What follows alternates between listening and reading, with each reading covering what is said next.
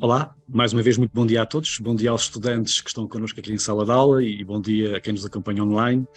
Bem-vindos a esta aula aberta, integrada na Unidade Curricular de Higiene e Segurança Alimentar do curso de Licenciatura em Saúde Ambiental da Escola Superior de Tecnologia da Saúde de Lisboa, do Politécnico de Lisboa, naquele que é o concretizar de um desafio que nos foi lançado pela doutora Joana Barbosa e pela PKPF, a quem agradeço naturalmente e desde já a disponibilidade para mais uma vez estarem connosco.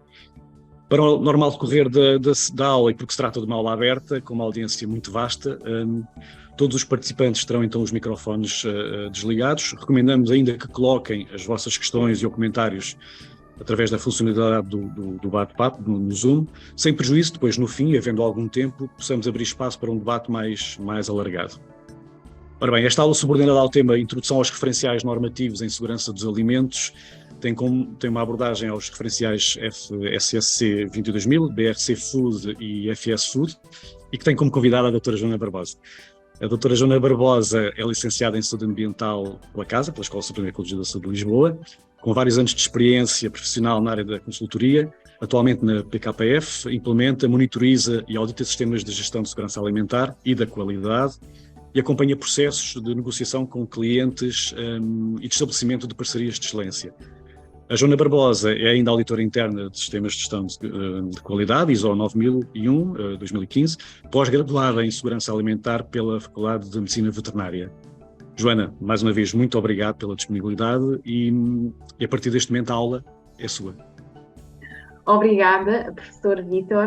Bom dia a todos.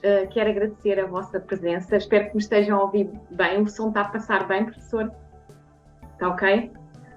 Perfeito. Então, tal como o professor Vítor disse, eu sou Joana Barbosa, consultora, auditora e formadora na PKPF em Qualidade e Segurança dos Alimentos. Quero também agradecer em nome da Sofia Moreno, partner na PKPF, a possibilidade de dinamizarmos então esta aula aberta, e aqui estarei ao dispor na medida daquilo que me for possível responder no âmbito desta temática. Lá está, sugerimos então que as questões possam ser colocadas a nível no chat, mas no final teremos a oportunidade de ter um espaço aberto para quem queira colocar questões. Assim, e vou aqui partilhar a apresentação.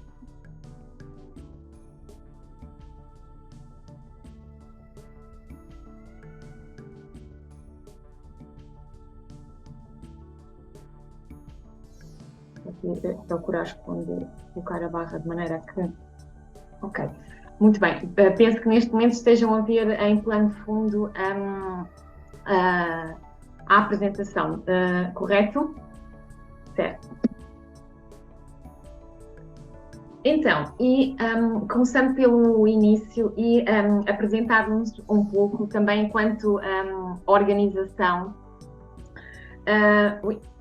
Vou por avançar. Gostaria então também de explicar, primeiro apresentar a PKPF enquanto firma, e depois também haverá oportunidade para poder detalhar, por assim dizer, um pouco o meu percurso. Assim, a designação PKPF refere-se à rede de entidades que são membros da PKPF internacional, ou seja, uma rede de sociedade de membros legalmente independente. Em Portugal, estamos representados por... Isto está a passar rápido demais. Em Portugal estamos representados por várias sociedades, com escritórios em Lisboa, Porto e Funchal. Marcamos também presença nos PALOPs, com escritório em Angola, Moçambique e Cabo Verde. A PKPF e Associados de ROC é a sociedade, por assim dizer, mais conhecida no mercado pelos serviços prestados e também por ter sido agente, por assim dizer, da PKPF em Portugal. E neste âmbito desenvolve atividades no que diz respeito à revisão legal das contas e auditorias às contas. Assim, à semelhança dos serviços de uma forma global prestados pelas Big Four, como a KPMG, a Deloitte, a Price, nós costumamos dizer que atuamos num nível imediatamente a seguir, ou seja, temos a dimensão certa. porque lá está, somos uma organização suficientemente grande para prestar serviços diversificados, conforme surge aqui neste slide de apresentação, mas também suficientemente pequena para conseguirmos fornecer, por assim dizer, de uma forma personalizada e ajustada à realidade dos nossos clientes.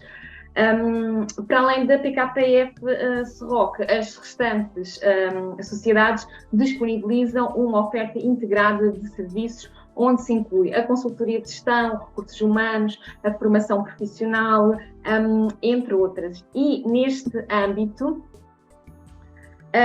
a PKF 4 Consulting, que é a unidade de negócio na qual me insiro, é uma das sociedades mais recentes do grupo, na qual prestamos, entre outros, serviços de preparação para a certificação, não é? Por assim dizer, que é esse o tema que acabo por trazer aqui hoje em aula.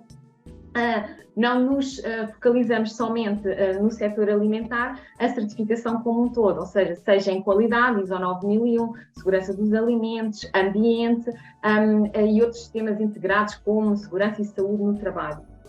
Assim, e de maneira sucinta, no que respeita à consultoria, o que é que desenvolvemos? Projetos de consultoria adaptados às necessidades dos nossos clientes, desde a avaliação de diagnóstico à avaliação da eficácia das ações que vão sendo implementadas, preparando assim os projetos de acordo com os referenciais de certificação, neste caso, de acordo com as necessidades do cliente. A nível de auditorias, realizamos as chamadas auditorias de primeira parte e as auditorias de segunda parte, ou seja, as auditorias internas ou as auditorias a fornecedores, garantindo sempre, naturalmente, a total independência e integridade. No desenvolvimento deste trabalho, por vezes temos que desenvolver checklists internas, quer de acordo com os requisitos internacionais, conforme também irei explorar hoje ao longo da sessão, quer também de acordo com requisitos contratuais entre clientes e fornecedores. A título informativo, e porque estamos numa aula de saúde ambiental e porque também esta acaba por ser uma temática emergente, partilho que realizamos também avaliações de conformidade nas diversas áreas e atuamos nomeadamente na elaboração dos chamados relatórios de reporte de dados não financeiros ou relatórios de sustentabilidade. E outra das atividades é então também a PKF Academy, o que nos permite também o estabelecimento destas parcerias e a possibilidade de divulgarmos um pouco o que fazemos e aprofundar mais uma ou outra área. A nível do meu percurso, ele nem sempre foi linear, o que considero que também foi positivo, pois permite-me eventualmente ter uma abrangência que, se tivesse feito de outra forma, talvez pudesse não ser possível. Por vezes, em jeito de brincadeira, eu partilho que sou como que especialista em generalidades, porque tendo em consideração a multidisciplinaridade das áreas que atuo atualmente, ou seja, qualidade, segurança dos alimentos, responsabilidade social, sustentabilidade, mas bem, focando naquilo que me traz aqui hoje e naquilo que respeita à segurança alimentar, e de forma também a poder limitar aqui um pouco a minha apresentação, mas também querendo sempre aqui depositar a esperança, nomeadamente nos alunos do segundo ano da licenciatura que estão aqui presentes e na qual se insere esta aula, queria assim partilhar e reforçar que efetivamente a licenciatura é apenas a base, ou seja, é o início de um ciclo e que podemos com essas ferramentas trilhar, por assim dizer, um caminho que mais consideremos que se identifica connosco. Assim, eu já não sei precisar ao certo os anos, até porque uma pessoa tende a querer esquecer, mas eu creio que terminei a licenciatura na STVEL entre 2011 e 2012 e no setor alimentar fui sempre complementando com formação complementar nesta área, o que me permite hoje desenvolver a atividade que desenvolvo. Assim, posto isto e feitas as apresentações, iremos então passar ao que nos traz em particular aqui hoje, que é então este desafio proposto de vos dar a conhecer os referenciais normativos FSFT 22000, BRC Food e FS Food, ou seja, os referenciais GFSI. Uma vez que tenho conhecimento que em percurso escolar o referencial ISO 22000 já é um referencial abordado na unidade curricular. Também, para todos que estão presentes na aula à distância, veremos o que é a organização GFSI e também a ISO, para que todos possam ficar enquadrados caso o possam não estar. Assim, de uma forma mais específica, os objetivos passam então por compreender o que é isto dos sistemas de gestão da segurança alimentar e qualidade e as suas vantagens, bem como identificar as principais diferenças, não é, entre os referenciais que nós propomos apresentar-vos hoje.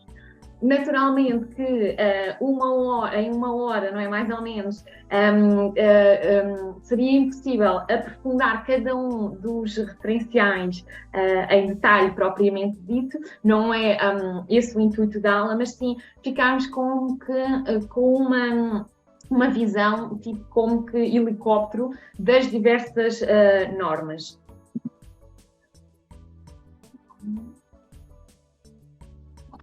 Muito bem, então, a nível de programa, o programa começa assim por um breve enquadramento, vamos passar pelos diversos referenciais, procurando explicar a origem e a evolução dos mesmos, porque mesmo em termos históricos tudo isto acaba por ter impacto, os âmbitos de aplicação, todo o enquadramento no GFSI e depois podermos abordar, por assim dizer, os princípios destes três referenciais, FSC 22000, BRC Food e IFS Food.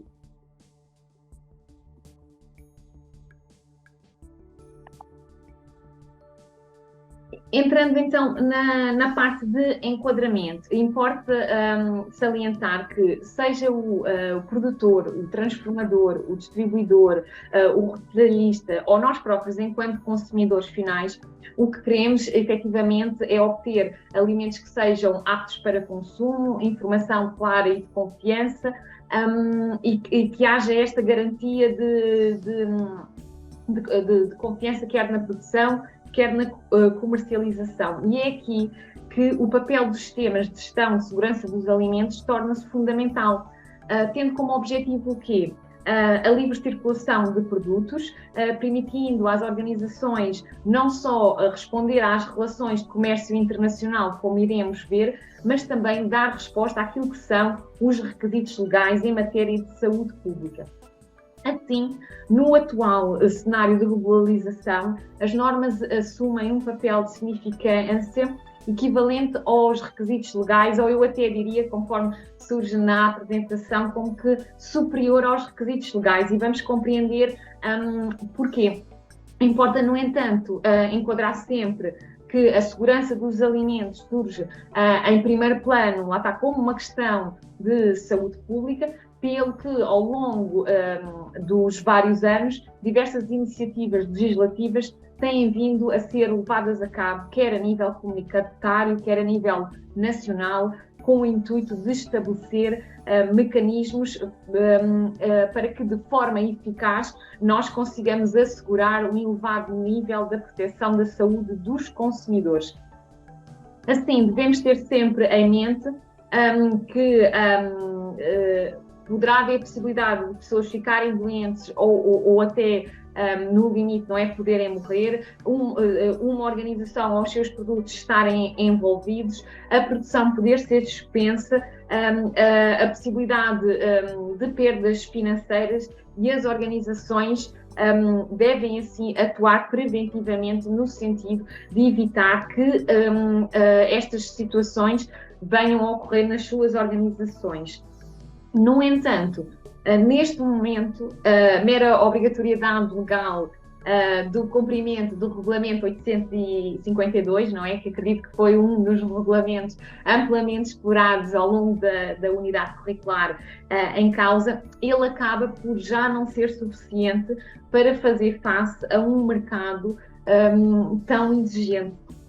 Neste sentido, nas últimas décadas, têm vindo a ser desenvolvidos diferentes referenciais normativos relacionados com a segurança dos alimentos, por diversos países, setores da cadeia alimentar ou mesmo cadeias de distribuição específica, como iremos ver, e são exemplos disso, a BRC Food, a IFS Food, a FSC 22000, a ISO 22000 e outros, ou seja, a mensagem que também vos queria transmitir é que, lá está, embora a nível da unidade curricular abordem a ISO 22000, e eu hoje vos trago aqui mais 3 outros referenciais, não significa que o mercado esteja limitado só a estes. Existem outros, e eu creio que também coloquei aqui um slide na apresentação com um ou outro exemplo adicional para que também fiquem com esta ideia. Assim, o que é que se identifica? Que efetivamente é a crescente competitividade aliada, entre outros fatores, com as exigências dos clientes, que leva então à adoção ou à implementação de referenciais normativos de carácter não obrigatório. Eu já falei até aqui em alguns dos referenciais que vamos abordar. Penso que eventualmente alguns dos presentes em aula possam ter em mente questões como porquê implementar, devem as organizações implementar todos os referenciais, qual é que é o referencial mais adequado. A resposta não é linear. No entanto, importa ressalvar que, independentemente do referencial a implementar, seja ele qual for, trará sempre vantagens e benefícios à organização. Entre eles, destacamos aqui a melhoria da otimização dos processos internos da organização.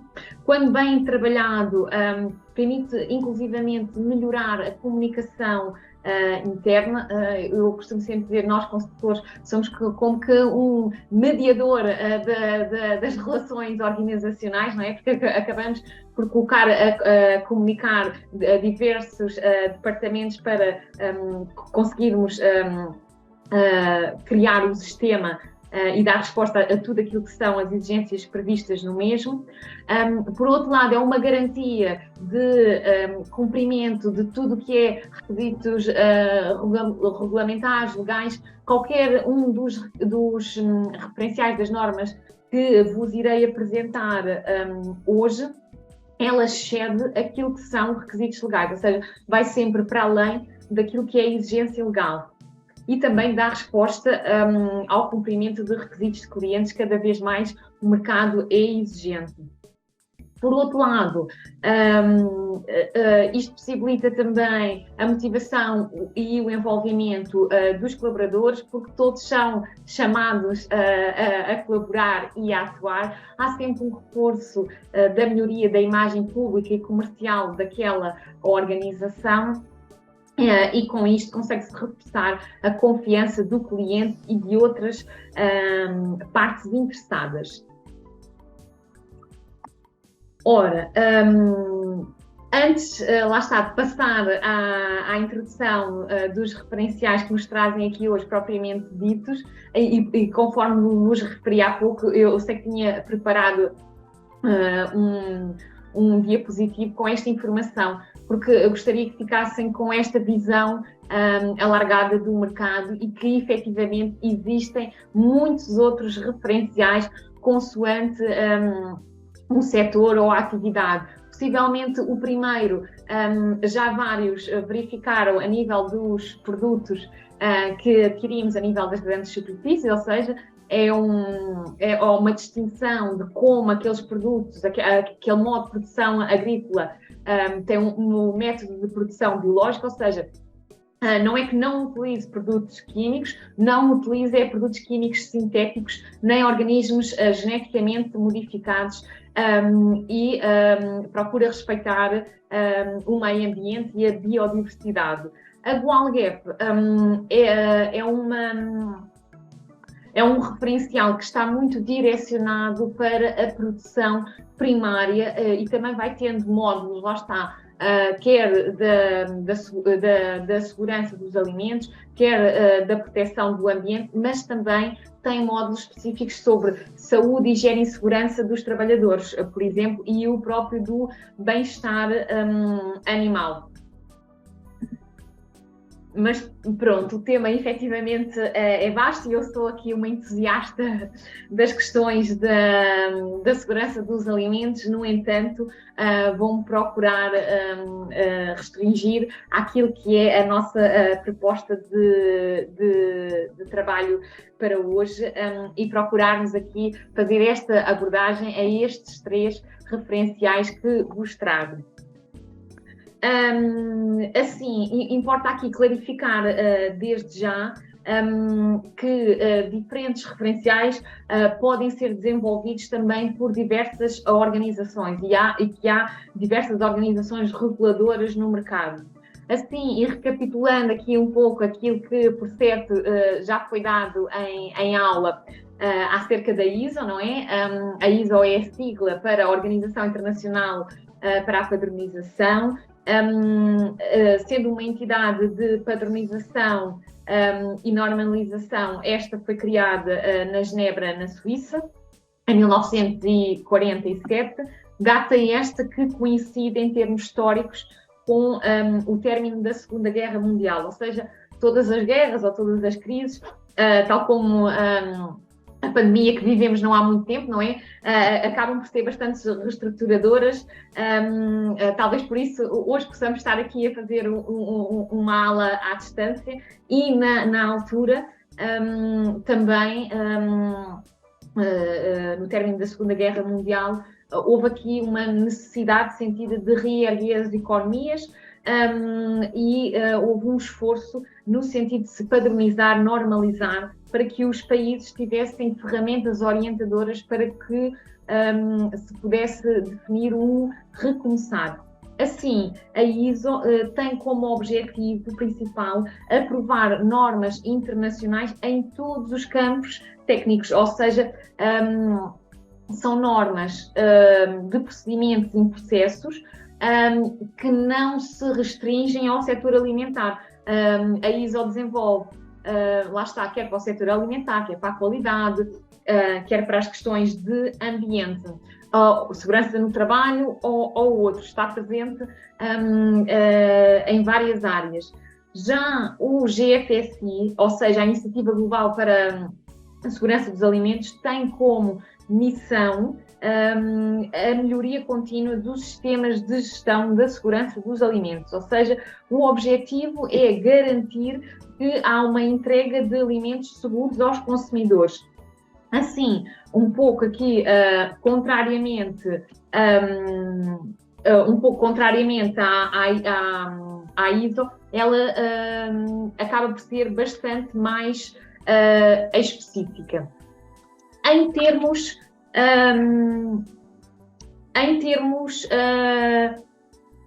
cronológicos, por assim dizer, desculpem, passei aqui sem vos falar sobre esta questão, que a GFSI surgiu em maio de 2000, após, lá está, uma série de crises que se viveu no setor alimentar, nomeadamente a doença das vacas loucas, ou a BSE, não é? Assim, o que se sentiu? Houve um grupo de CEOs e retalhistas das grandes cadeias de distribuição e das grandes marcas como a Coca-Cola, a Mars, que identificaram esta necessidade de se restabelecer e aumentar a confiança dos consumidores na segurança dos alimentos que consumiam e diminuir riscos em toda a cadeia alimentar. E foi por isso que surgiu então esta iniciativa. Assim, e em termos cronológicos, se recuarmos, não é, à década de 60, que foram quando foram apresentados os princípios do HCCP, e estou certo que abordaram em aulas, não é? Que este acabou por ser um sistema desenvolvido para dar resposta aos objetivos de se produzir alimentos seguros para o programa espacial Apollo dos Estados Unidos. E que depois houve aqui um desfazamento temporal entre a transposição, por assim dizer, dessa metodologia para a regulamentação ou para a área normativa. Embora aqui não conste, eu creio que só na década de 90 é que o HCCP começa a fazer parte da regulamentação europeia com base nos princípios expressos no Códex Alimentários. E aqui veremos, e que está espelhado, que efetivamente foram os britânicos, por assim dizer, os pioneiros na criação de um referencial próprio do setor alimentar, em 1998, lá está, para dar resposta àquilo que foi uma crise de saúde pública relativa à questão da BSE, porque foram eles quem mais sentiu este impacto. Posteriormente, tal como eu referi, houve então a criação do GFSI, e em 2004 também, porque os franceses não gostam de ficar atrás dos britânicos, vemos que eles lançaram o seu próprio referencial. A primeira edição da ISO 22000, que neste momento já se encontra na versão de 2018, mas a primeira vez que foi emitida foi em 2005. Isto para quê? Para acompanhar os desenvolvimentos europeus em matéria de regulamentação de higiene dos géneros alimentícios, ou seja, nomeadamente para acompanhar aquilo que foram as diretrizes do Regulamento 852.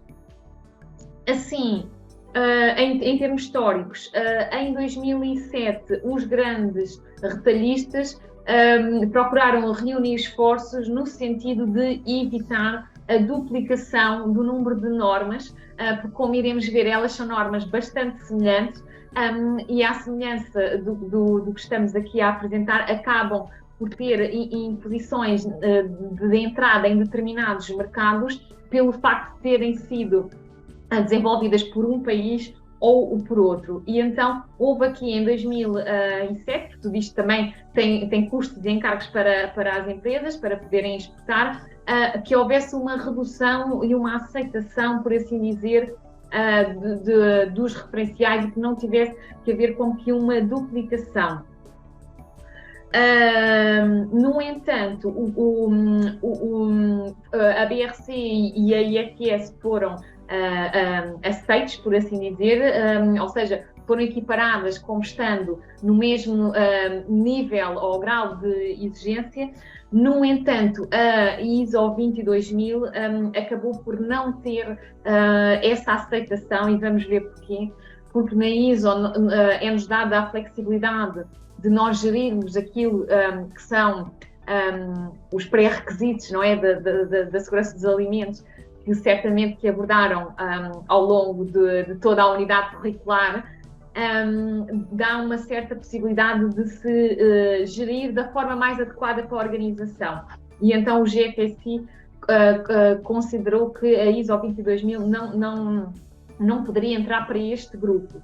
Mais tarde, e daí que o nome também é bastante semelhante, FSSC 22000, ali estou a verificar que falta um zero, não é 2200, é 22000, é uma combinação, lá está, da ISO 22000 com, neste caso, as especificações próprias a nível de pré-requisitos para cada um dos setores de produção de alimentos, seja para a produção de alimentos, seja, por exemplo, para a produção de materiais de embalagem, ou seja, por exemplo, para a produção de refeições para animais. Todos eles têm pré-requisitos específicos que têm que obedecer. E então, aí, a IFSC 22.000, bem, aqui eu depois prometo que retifico o slide, porque em cima está 2020 e abaixo está 2000, mas o certo é 22.000. Foi reconhecido então por esta organização, ok? É interessante compreendermos também um pouco aqui o pensamento e a linha orientadora da criação dos diversos referenciais. Assim, o que é que importa falar de maneira global sobre a 22.000, não entrando naturalmente em especificações de detalhe. Ou seja, esta é uma norma de gestão da segurança dos alimentos que, lá está, conforme vos referi, satisfaz e inclui e excede, ou seja, vai para além daquilo que são as exigências legais nesta área. Pode ser aplicado a qualquer tipo de atividade relacionada com a cadeia alimentar. Vantagens e desvantagens. Confere à organização a oportunidade de gerir o programa de pré-requisitos da forma que considere mais conveniente, e eu creio que mais à frente tenho também um diapositivo que recapitula o que são isto dos pré-requisitos, podem estar esquecidos, mas é matéria que certamente sai para a avaliação, porque faz parte, ou seja, nós para conseguirmos implementar um sistema de segurança alimentar não podemos começar a casa pelo telhado, temos que construir os pilares e os pré-requisitos, como iremos ver, a garantia da qualidade da água, lá está, da higiene e informação dos colaboradores, tudo isto são elementos fundamentais para que consigamos implementar um destes sistemas. E isto pode ser visto como uma vantagem, por outro lado, também é identificada como que uma lacuna pelo facto de dar também a flexibilidade às organizações de os poderem gerir em mais ou menos tempo e com mais ou menos grau de detalhe, e eu também depois darei exemplos das diferenças. Por exemplo, a nível de controle de pragas e eventualmente numa organização ISO 22.000, o controle de pragas poderá ser gerido internamente. Numa BRC ou numa IFS, quase que as organizações ficam obrigadas a delegar essa função e a ter todo um programa robusto de controle de pragas, com relatórios de tendências. Há exigências realmente que se distinguem de umas normas para as outras. O que é que ainda vos queria falar mais? Então, lá está, conforme foi apresentado a nível cronológico, a FSC 22.000 surge assim como uma solução global, supostamente, para a segurança dos alimentos. Ela foi fundada, conforme vimos, em 2004, não é? Neste caso, com o intuito de que a ISO 22.000 tivesse uma maior aceitação e pudesse vir a ser reconhecida, então, por esta organização mais específica da área alimentar, que é o GFSI, fazendo ela o quê? Detalhando os programas de pré-requisito, ou seja, explicando claramente o que a organização tem ou não que cumprir dentro do programa de pré-requisitos. O que é que importa aqui ainda salientar? Acabei por já o referir, que é um referencial que tem por base a ISO 22.000 e especificações próprias no que diz respeito a pré-requisitos, e marcou aqui uma etapa significativa rumo como que a um único esquema de segurança dos alimentos globalmente reconhecido e de como que aceitação internacional. Assim, perguntam eventualmente, ou poderá surgir esta questão que é, então, se uma organização já possui uma certificação na ISO 22.000, qual é que será as medidas necessárias de implementar para que o referencial FSSC 22000 possa também vir a ser reconhecido e poder permitir à organização ter uma abrangência mais global dos mercados.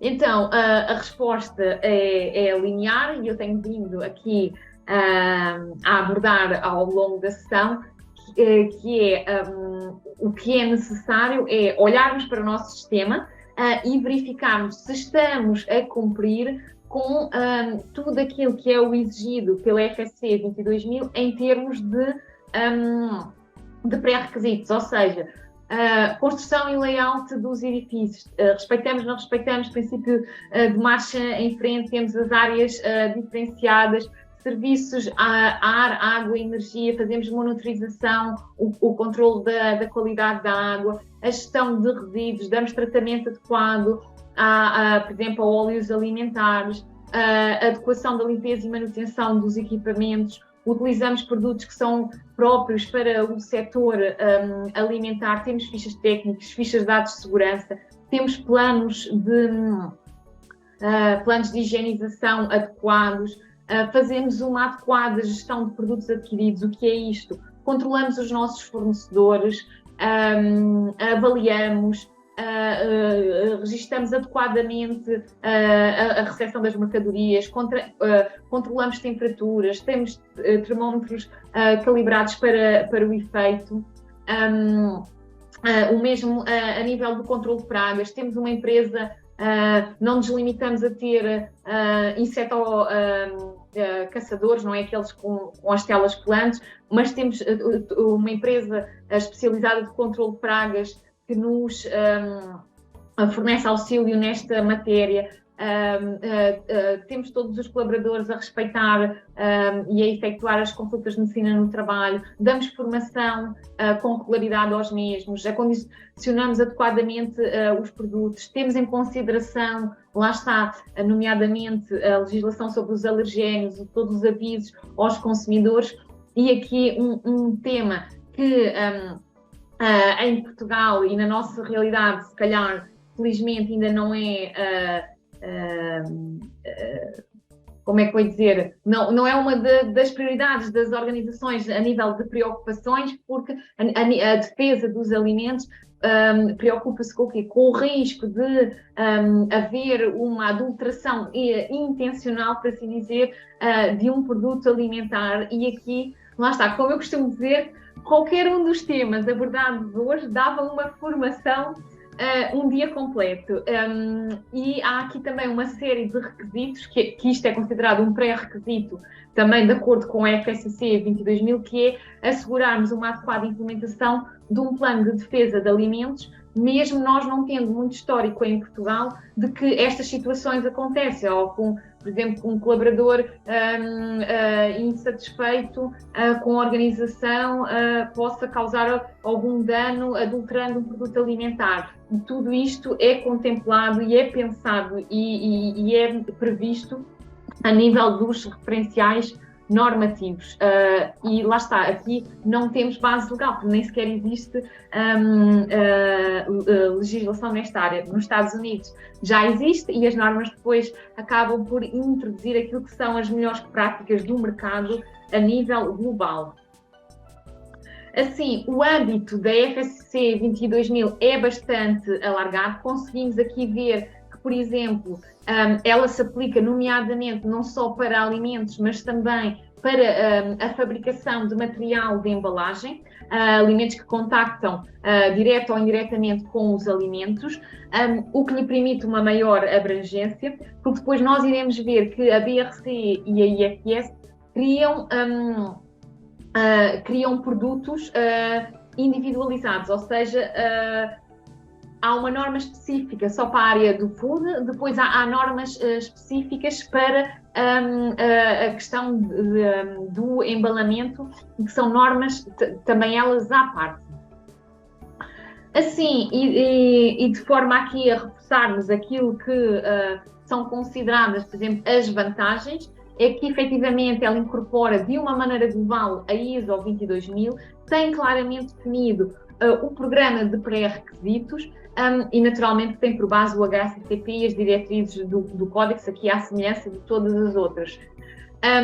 É aprovada pela Iniciativa Global para a Segurança de Alimentos e permite a empresas de pequena dimensão ou menos desenvolvidas implementarem um sistema que no mercado é reconhecido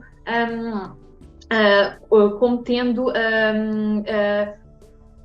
uma validade significativa. Ou seja, nós sabemos que efetivamente a BRC ou IFS acabam por ser o topo ou o melhor padrão a nível de exigência no setor alimentar. No entanto, a FSSC 22000 também é uma norma bastante robusta e permite o quê? Permite às empresas, eventualmente, com menores recursos ou despendendo de menores custos, ter um sistema que é reconhecido internacionalmente. Lá está, por vezes a decisão estratégica de optar por FSSC 22000, BRC ou IFS vai sempre depender de uma análise estratégica, sabendo que BRC ou IFS, a organização deve ter sustentabilidade financeira, porque são normas que realmente, não só do ponto de vista técnico, mas a nível de infraestruturas, exigem bastante investimento. Realmente, para mim, é um grande desafio conseguir aqui falar de referenciais tão complexos em tão pouco tempo. No entanto, também a ideia e o meu intuito é que fiquem com as bases e com o interesse de depois poder vir a explorar cada um destes individualmente, porque, conforme disse, cada uma dos pontos que acabo por abordar hoje daria uma formação completa de mais do que um dia. Por exemplo, BRC e IFS são referenciais que têm seguramente mais de uma centena de páginas, são muito detalhados. Esta imagem é precisamente para vos mostrar o que falei há pouco, ou seja, a BRC segmenta, se eu quero certificar a indústria alimentar alimentos, tem uma norma. Se eu quero certificar embalagens, vou ter outra. Já na ISO 22000, quer na 22000, ISO 22000 ou na FSSC 22000, a norma é a mesma, adapta-se às diversas realidades. Então, para consolidarmos aqui conhecimento que já temos vindo a falar, foi a BRC desenvolvida em 1998 pelo consórcio de retalho britânico, daí o nome BRC, não é? Principal Associação Comercial para a Distribuição no Reino Unido, como resposta, para dar resposta à crise de saúde pública no que diz respeito à BSE, tendo posteriormente sido reconhecida pelo GFSI. A nível mundial são mais de 20 mil empresas certificadas, nas quais seguramente mais de uma centena são empresas portuguesas. Vamos verificar que a IFS tem vindo a ganhar mais pressão no mercado e neste momento já excede o número de certificados IFS em Portugal comparativamente com a BRC. Salientar, a BRC é uma norma de controle do produto, do processo e das pessoas. A principal diferença também relativamente, por exemplo, uma ISO 22000, o resultado da auditoria é quantificado, ou seja, a empresa tem o certificado com determinada classificação, enquanto numa ISO 22000, a empresa ou tem ou não tem, não se fica com uma percepção do grau de cumprimento. Naturalmente, para se ter uma ISO 22000, tem-se que se cumprir com a maioria dos requisitos do referencial. Aqui, quase que cada linha, não é quase, é mesmo, a cada linha é dada uma pontuação e isso é dado um resultado final. Os ciclos de certificação são anuais, ou seja, todos os anos há necessidade de ter uma auditoria e, com bastante agrado da minha parte, quer a BRC, quer a IFS implementou algo que eu acho que já deveria ser prática há algum tempo, que é auditorias surpresa, ou seja, porque a regra geral mesmo na 22.000 as auditorias são anunciadas. BRC e IFS, no ciclo de 3 anos, pelo menos uma, podem ser todas, mas pelo menos uma, o cliente da certificação tem que estar disponível a acolher o auditor de maneira voluntária dentro de determinada janela temporal. O que faz com que, lá está, a regra tenha que ser a prática, porque nunca sabemos muito bem quando é que vamos ser auditados, e eu acho que isto também é muito positivo. O principal benefício tem um reconhecimento unânime pelos distribuidores e retalhistas do Reino Unido, ou seja, se eu tenho uma organização que quer colocar produto no Reino Unido, pode ser um requisito de entrada naquele país. IFS, muito à semelhança da BRC, também tem normas para cada área e setor de atividade, e lá está, como digo, hoje estamos aqui a falar exclusivamente da parte food, mas há referenciais específicos, mesmo que seja uma empresa de logística que transporte produto alimentar, a IFS tem uma norma específica só para o transporte, ok? Na ISO 22000 pode englobar tudo, eu posso logo ter a produção e o transporte incluído. O que é que queria aqui dizer? A IFS foi originalmente desenvolvida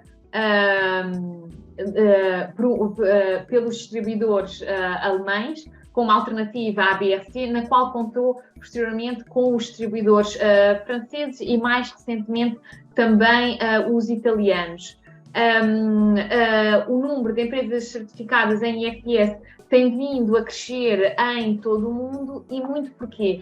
Porque esta foi uma norma especialmente desenvolvida para fornecedores de marca própria, uma vez que tem uma série de requisitos sobre o cumprimento de especificações de cliente e a qualidade do produto, e também um pouco à semelhança das cadeias que atuam no nosso país, também as cadeias de distribuição nacional acabaram por adotar os padrões, por assim dizer, da IFS, e ela tem vindo a ganhar cada vez mais expressão também no nosso próprio mercado. Lá está, é um requisito, ou seja, como benefício tem esta questão de possibilitar a entrada nos mercados da Alemanha, da França e da Itália. E depois, lá está, também pela força das cadeias de distribuição destes países, acabam por outros países como Portugal, a nível da distribuição, identificarem-se também com o referencial em causa. Assim, e o que eu vos queria transmitir é que, independentemente do sistema de gestão de segurança dos alimentos que possamos implementar, todos eles têm, com mais ou com menos grau de exigência, têm informações que são transversais, ou seja, as responsabilidades, as autoridades, qualificações, descrição de funções têm que estar claras. Não é, ou seja, isto parece que é algo muito elementar, mas muitas vezes quando chegamos a organizações, até já com uma dimensão significativa, verificamos que não há manual de perfil e de funções, o organograma existe, mas é um pouco como que informal, nós temos que o formalizar. Procedimentos, instruções documentadas, o sistema é muito robusto e pesado a nível documental. A questão de controlar ou não, ou seja, não é ou não, tem que se controlar as não conformidades para melhorarmos os nossos sistemas, os registros, controle documental, tudo isto tem que ser assegurado num sistema. Conforme comecei por referir, e agora tendo aqui como que uma visão helicóptero dos diversos referenciais, se calhar fica um pouco mais claro o porquê de certificar, se as organizações devem ou não certificar todos os referenciais, qual é que é o referencial mais adequado. E aqui eu digo sempre que nós dizemos em consultoria e a prestar o apoio ao cliente que dos aspectos mais importantes a ter em conta na escolha de um referencial é sem dúvida aquele que melhor se adapta à realidade da organização e àquilo que também são os seus objetivos estratégicos, por isso realmente há um ponto que é crucial na decisão que deve cair naquilo que são a estratégia, os requisitos de cada um dos referenciais e aquilo que é o caminho que a organização procura e pretende seguir.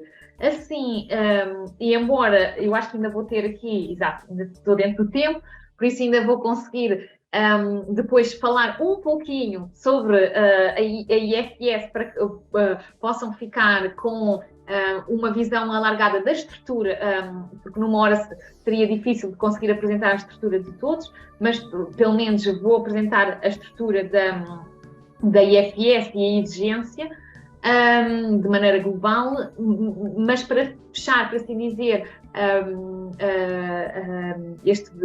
esta exposição sobre os diversos referenciais, importa dizer que todos eles têm em comum envolvimento da gestão de topo, ou seja, a gestão de topo tem que estar envolvida, é comum estar presente em reuniões pontualmente, lá está, durante a implementação do sistema.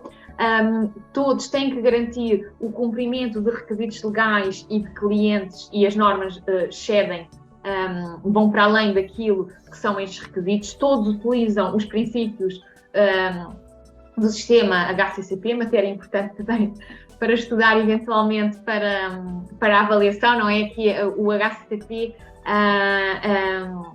é o foco, regra geral, sempre das disciplinas de segurança dos alimentos, e informar que ISO e FSSC são referenciais mais de gestão, são direcionados para a definição de um sistema de gestão, referenciais como IFS Food e BRC Food são mais direcionados para o produto, para a garantia da segurança alimentar do produto. BRC e IFS são referenciais que são quantificáveis e têm requisitos especiais. O que é isto? São requisitos, são chamados os QOs ou os requisitos fundamentais, ou chave. São requisitos que, em caso de não cumprimento, e nós vamos ver, por exemplo, que requisitos são esses, a título de exemplo, um ou outro na IFS, que se não se garantir o cumprimento do requisito, a pontuação que é descontada do global dos pontos que pode ser atribuída numa auditoria é de tal ordem que pode levar à não atribuição da certificação, ok? Então, posto isto, aqui nos últimos minutinhos que me restam, queria então explicar que, lá está, para quem enverede por estas áreas da certificação, é um início sem fim, ou seja, o estudo é contínuo, porque as normas estão sempre em constante atualização, vai havendo sempre nova tecnologia, novos métodos, temos que estar sempre em permanente atualização. Neste momento, a IFS encontra-se na versão 7, no entanto, eu deixo aqui a nota que foi publicada recentemente, há cerca de 15 dias, a versão 8 já desta norma, a qual passa a ser obrigatória implementar a partir de outubro deste... é aplicável, ou seja, as empresas podem já começar a aplicar a partir de outubro deste ano, e passa a ser obrigatório, ou seja, quem está na versão 7, em janeiro do próximo ano já tem que se certificar pela nova versão. No entanto, e sendo a versão 7 que ainda está atual, passa a apresentar de maneira global. Embora os capítulos que constituem a norma sejam limitados, ou seja, só temos 6 capítulos, a mesma é complexa e é bastante exaustiva, mesmo em termos bibliográficos. A própria norma é bastante densa. Temos um capítulo mais liderado lá para a gestão, para a governança, para o comprometimento da gestão de topo. Depois, naturalmente, que temos o capítulo do sistema de gestão da segurança dos alimentos e qualidade, que integra tudo o que é dado na unidade curricular de higiene e de segurança, não é? Depois tem um ponto que se foca na gestão dos recursos, seja recursos materiais, seja recursos humanos. Depois, mais na parte da operação, não é? Todo um capítulo reservado à necessidade que temos de monitorizar, de analisar, de melhorar o nosso sistema. E aqui o capítulo 6 é todo um capítulo reservado à questão da defesa dos alimentos e àquilo que vos falava há pouco, como sendo um pré-requisito relevante, que é estarmos despertos para a possibilidade de poder haver aqui como que uma manipulação inadequada do nosso produto.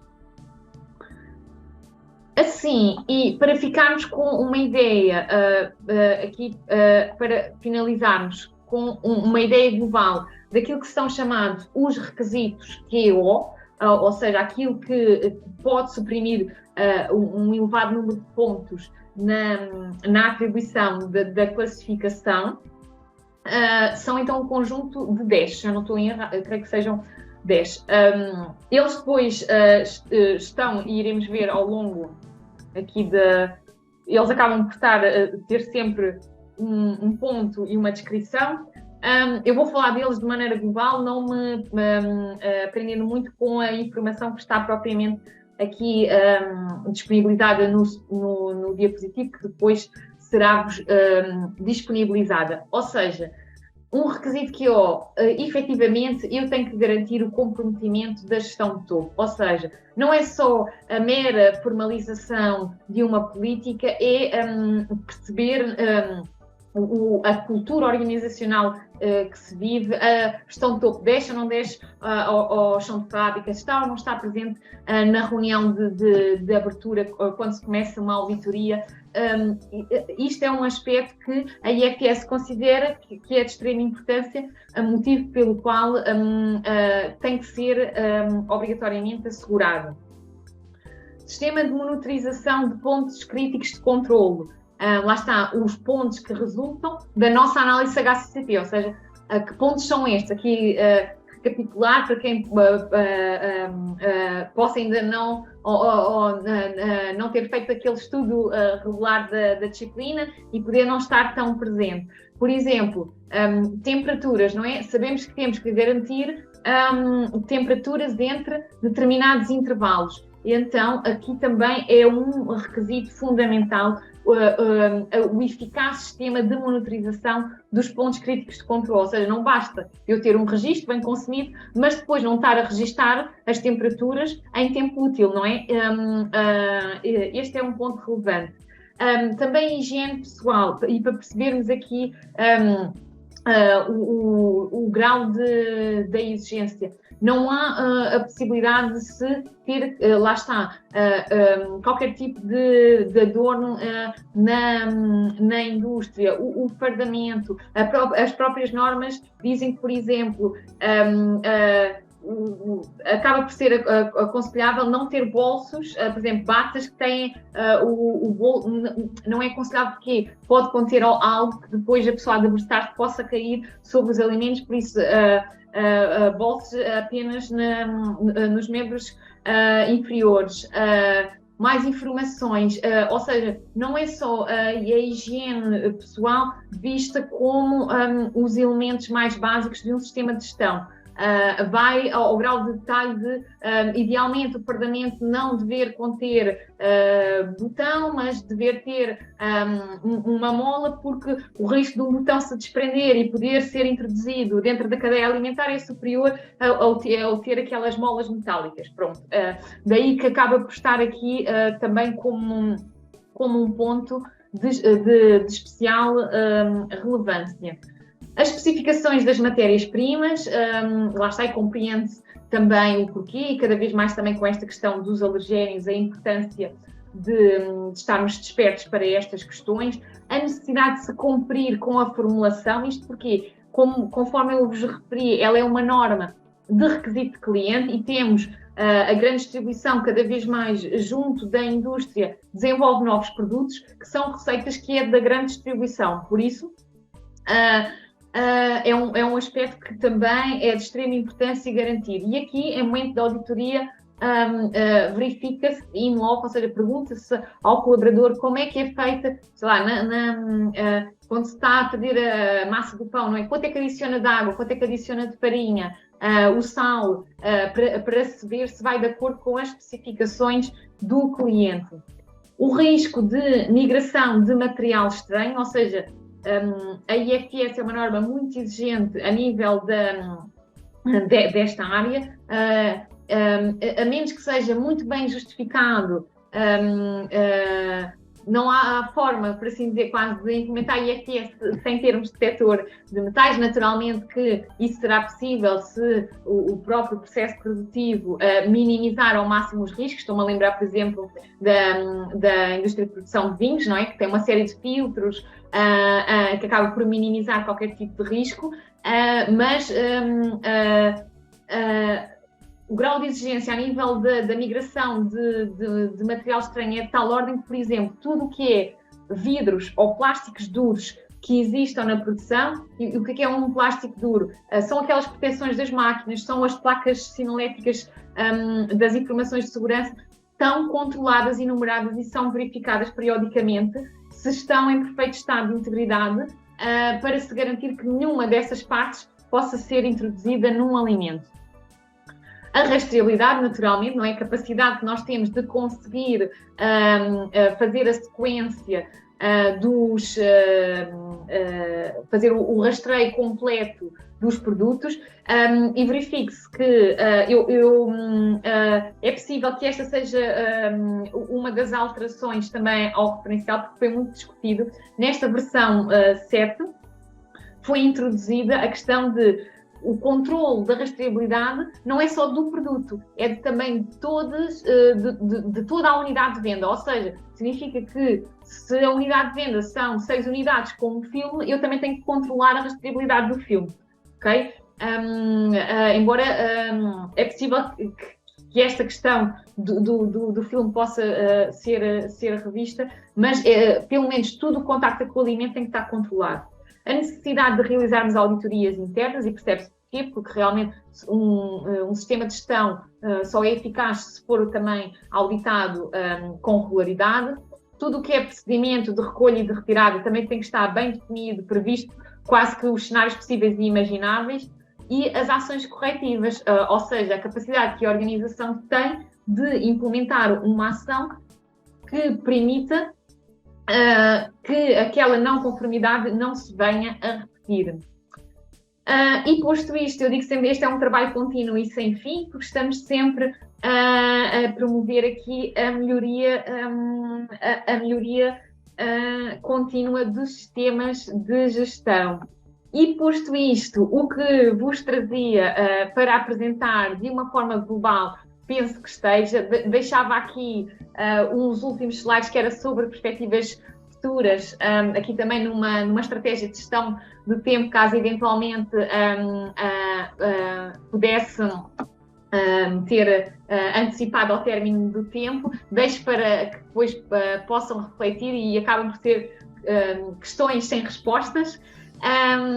Agradeço assim a vossa disponibilidade, e foi com ânimo e com agrado que verifico que ao longo da sessão fomos sempre aumentando o número de presentes, e deixaria então aqui este espaço para a colocação de questões e dúvidas que possam ter.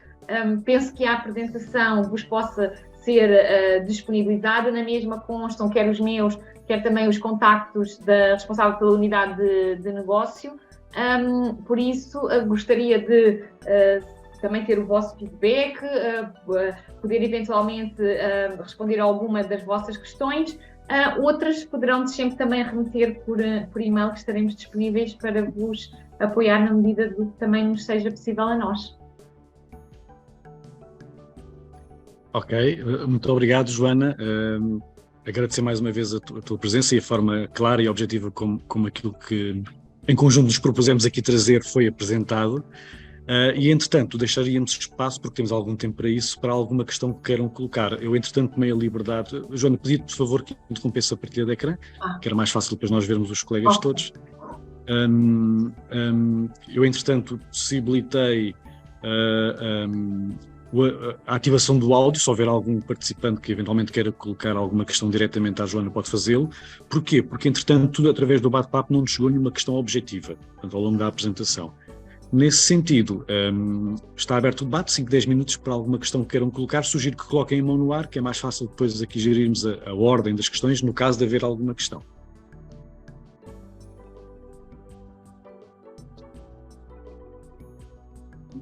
E não há questões? Eu quero subir a primeira, estou certa que depois começam a surgir outras.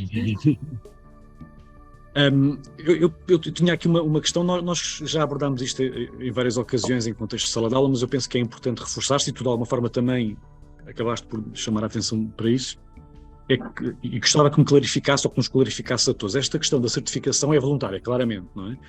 Mas dá-nos a sensação de que cada vez mais uma exigência, ou seja, apesar de não ser uma obrigação, uma imposição legal, as organizações têm que cada vez mais obrigatoriamente terem certificações. Confirma-se ou não, de todo? Sim, porque acaba por se tornar com que um requisito de entrada em determinados mercados, ou seja, efetivamente a certificação é voluntária. No entanto, cada vez mais há uma pressão, por assim dizer, por parte dos clientes das organizações que se certificam, em que estas tenham a certificação.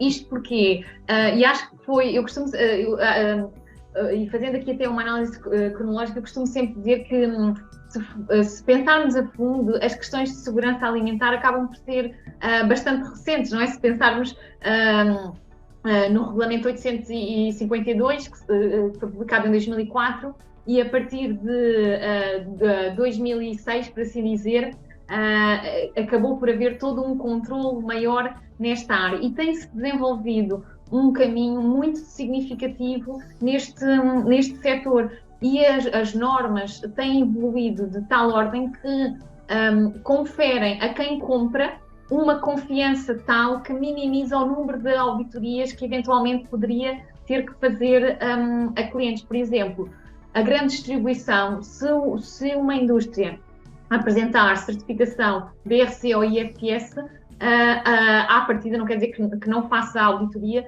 mas já não tem que estar a despender, não é, de recursos para ir auditar este cliente, porque realmente é uma garantia de confiança, porque os referenciais são muito apertados, são quantificáveis. Por exemplo, já temos cadeias de distribuição que exigem ao cliente que o intuito é ser certificado naquela norma acima de X%, e já colocam este nível de exigência. Ou seja, efetivamente, não é obrigatório para operar no mercado, mas para se conseguir aceder a determinados clientes ou áreas geográficas, quase que acaba por ser uma imposição, e tem vindo a crescer significativamente este mercado nos últimos anos, porque também eu costumo dizer que estas questões são recentes, e eu acho que temos dado passos de gigante, embora eventualmente possamos ter começado um pouquinho a casa pelo telhado, que é exigimos em demasia à indústria, e há necessidade de controlar ainda bastante também a parte da produção primária, que, conforme também vos trouxe aqui na apresentação, já tem referenciais desenvolvidos específicos para o setor e começa cada vez mais também a acompanhar estas exigências de mercado, porque por vezes não era fácil de se gerir, porque a indústria não é, via-se obrigada a determinados requisitos que depois toda a cadeia para trás não tinha também a exigência, mas ainda assim é a indústria que suporta muitos dos custos das análises, e até às vezes da formação e do desenvolvimento dos seus próprios fornecedores, o que também é relevante numa época e numa era que se fala tanto da sustentabilidade e de procurarmos, não é, também termos um impacto positivo em todo o meio envolvente. Ok, temos uma questão.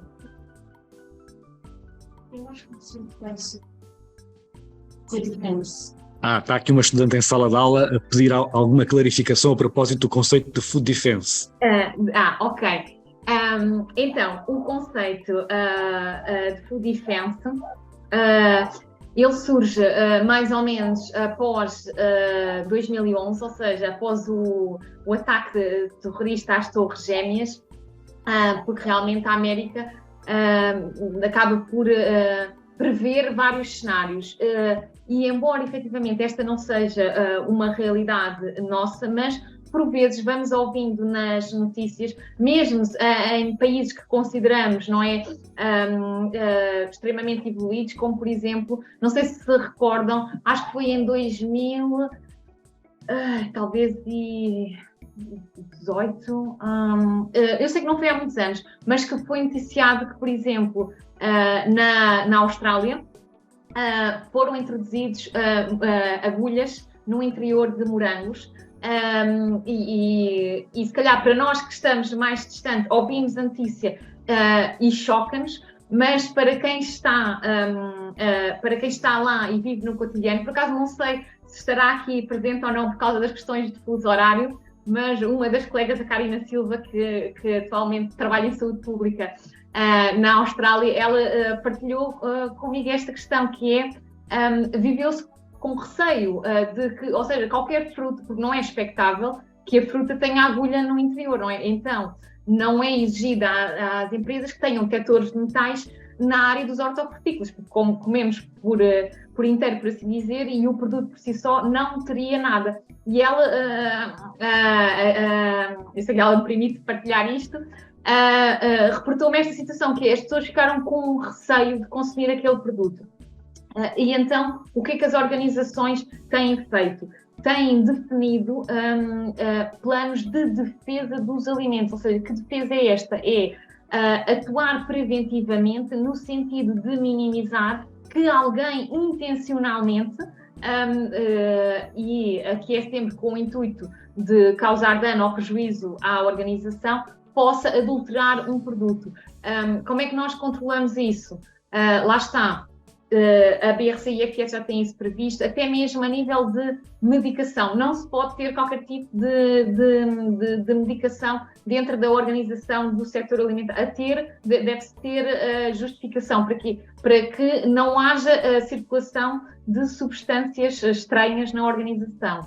Depois, o que é definido? As normas têm definidos planos e o plano, isto às vezes pode parecer um pouco utópico, mas a verdade é que isto se faz e as organizações, embora ainda, e Deus queira que durante muitos anos não seja uma realidade nossa, até fazemos simulacros de food defense. O que é isto? É simularmos até que grau é que os colaboradores da organização estão despertos para identificar situações que possam fugir aos desvios, ou seja, o que é que nós podemos fazer? Simular a entrada de um estranho, porque os acessos às áreas produtivas são todos muito controlados.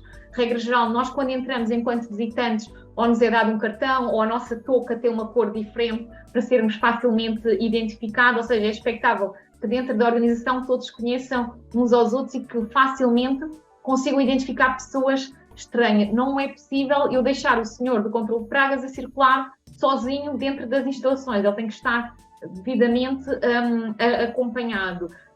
Mais ações que podem ser empreendidas. Por vezes também simulamos deixar, por exemplo, um saco com uma matéria-prima que não é nenhuma das matérias-primas que a organização utiliza na área produtiva, para ver quanto tempo é que os colaboradores levam para conseguir identificar e para reportar a toda a cadeia, não é, de informação, para conseguirmos tirar esse produto e minimizar esse risco.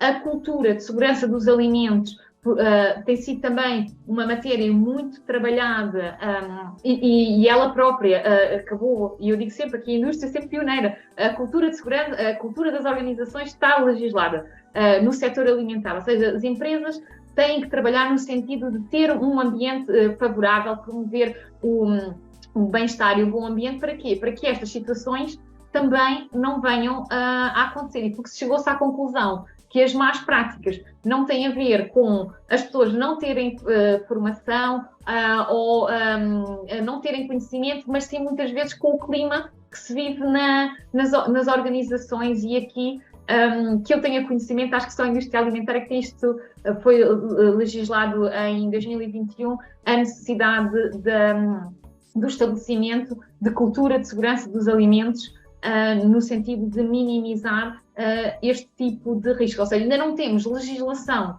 porque se calhar não faz ainda sentido, espero que não convenha a fazer na Europa, porque não é algo que aconteça, haver adulterações propositadas, por assim dizer, de produtos. No entanto, o mesmo poderá acontecer, e o plano de defesa de alimentos é isso, é todas as ações que nós devemos empreender no sentido de minimizar que um produto seja adulterado intencionalmente com o intuito de causar dano àquela organização. Ok, obrigadíssimo. Não sei, Ruth, se a questão foi respondida. Foi, obrigadíssimo. Entretanto, temos aqui uma outra pergunta que nos chegou através do chat. Pergunta à Marina António se existem PMEs e principalmente microempresas a avançarem com estas certificações, visto que a realidade é que essa é a nossa grande fatia de empresários em Portugal e eles próprios ainda têm dificuldade em cumprir o que é obrigatório. Não sei se porventura a Joana tem resposta para a questão, se sabe ou se não sabe. Sim, PMEs, naturalmente que uma microempresa a tomar esta decisão não é uma tarefa fácil, no sentido em que nós precisamos sempre, e isto também está na legislação, precisamos da disponibilidade de meios e de recursos, ou seja, dificilmente se consegue, por exemplo, ter um sistema eficaz de segurança alimentar sem a disponibilidade de recursos internos, ou seja, aqui de forma diferente, não é? Por assim dizer, do sistema HACCP, em que muitas vezes é assegurado por consultoria na totalidade, ou seja, há 100% de consultoria externa. Aqui temos que sempre ter toda uma estrutura, e a estrutura é robusta, como por exemplo, no caso IFS e BRC, eu tenho que garantir que tenho substitutos para todas as pessoas-chaves do sistema, ou seja, não pode ser uma pessoa a fazer tudo, logo a equipa, no mínimo, há de ser sempre 3, não é? O responsável, o substituto e nestes processos, regra geral, recorre-se à consultoria com regularidade, e o terceiro elemento pontual, que é a consultoria. Por isso, eventualmente, as micro, a menos que seja com o intuito de dar o salto, não é? Ter um grande cliente e poder ter determinado investimento, realmente, para uma BRC ou para uma IFS, tem uma tarefa dificultada, porque não é só o custo da formação dos recursos internos, da consultoria, são normas muito pesadas a nível de infraestruturas, mas é um mercado que tem vindo, ou seja, a crescer significativamente, e lá está, a regra geral, a indústria também acaba por ter sempre uma dimensão significativa e expressiva, e na sua gestão estratégica acaba por calcular ou gerir da maneira mais eficaz todo o custo-benefício deste investimento. Sei, e também é com agrado que verifico, por exemplo, as grandes cadeias de distribuição também, pelo menos as nacionais, não são absolutistas, ou seja, desenvolvem, nomeadamente, também programas específicos para produtores locais, ou seja, dão a oportunidade, muitas vezes formando e sensibilizando e garantindo também o acesso. Agora, se calhar, internacionalmente, o caminho pode não ser tão facilitado. Ok, obrigadíssimo. E porque, entretanto, estamos a aproximar da hora e meia, limite da aula que tínhamos previsto, eu deixaria só aqui uma questão, porque tenho alguma curiosidade e não sei se a Joana eventualmente poderá dar resposta. Quais são as não conformidades mais frequentes com que se deparam? É relativo, mas lá está, o sistema a nível de BRC e IFS é muito exigente a nível documental no sistema da evidência, e por vezes não é que a empresa não faça, mas tem dificuldade em garantir a evidência. O preenchimento em tempo útil de determinado requisito considerado relevante, daí, regra geral, lá está, quem é certificado BRC e IFS, pontos críticos de controle, não falham, mas depois há toda uma planóplia de outros registros e por vezes falta a evidência documentada. A parte dos fornecedores também é sempre um ponto sensível. Mas, por exemplo, é com agrado que temos verificado, e, por exemplo, quer BRC, quer IFS têm um programa muito claro de formação, tem que ser dado a colaboradores, e embora eu acho que nós, de uma maneira global, as organizações tendem a ter dificuldades em respeitar os programas formativos, mas essa é uma situação que a BRC e IFS é colmatada, ou seja, e lá está esta questão, não é por falta de formação, às vezes é pela cadência e a velocidade de operação e a dimensão, porque é efetivamente para quem eu até quando estou a dar formação em fábrica e mesmo a quem está de linha, eu gosto sempre de ir abrindo as pastas para que todos estejam conscientes daquilo que as colegas que podem passar mais tempo em escritórios têm a necessidade, porque a necessidade de realização de análises de tendências dos resultados das análises de tendências do controle de pragas, análises de tendências de indicadores de N pontos dentro do sistema e manter o sistema em perfeito sempre funcionamento dia após dia, com todas as tarefas que surgem e aquelas que são adicionadas, nem sempre acaba por ser uma tarefa fácil, mas acho que assim não tem propriamente, acho que, a ver com a questão das boas práticas em si, nem com o desconhecimento. Às vezes são situações pontuais e outras podem ser situações que até excedem a organização, mas que a organização, sendo ela certificada, tem que se desenvolver internamente e tem que fazer desenvolver todos aqueles com os quais atua. Ok, obrigadíssimo. E eu daria assim por terminada esta aula. Quero agradecer mais uma vez à doutora Joana Barbosa e naturalmente à doutora Sofia Moreno, PKPF, a disponibilidade também de criar esta oportunidade, que eu acho que é extremamente gratificante. A Joana já colabora connosco nestes regimes há 2, 3 anos e este ano pela primeira vez optámos por este regime de aula aberta, que eu acho que foi particularmente interessante, até tendo em conta o número de participantes online que por aqui passaram. Mais uma vez, muito obrigado. Entretanto, nós vamos negociar com a Joana e com a PKF a disponibilização do vídeo que iremos a gravar e dos handouts que ela aqui apresentou. Iremos também diligenciar nos próximos dias a emissão de um certificado para quem esteve aqui connosco na sessão online. Mais uma vez, muito obrigado, um excelente fim de semana a todos e bem-aja e até uma próxima oportunidade. Muito obrigado. Muito obrigada a todos e ao professor em particular.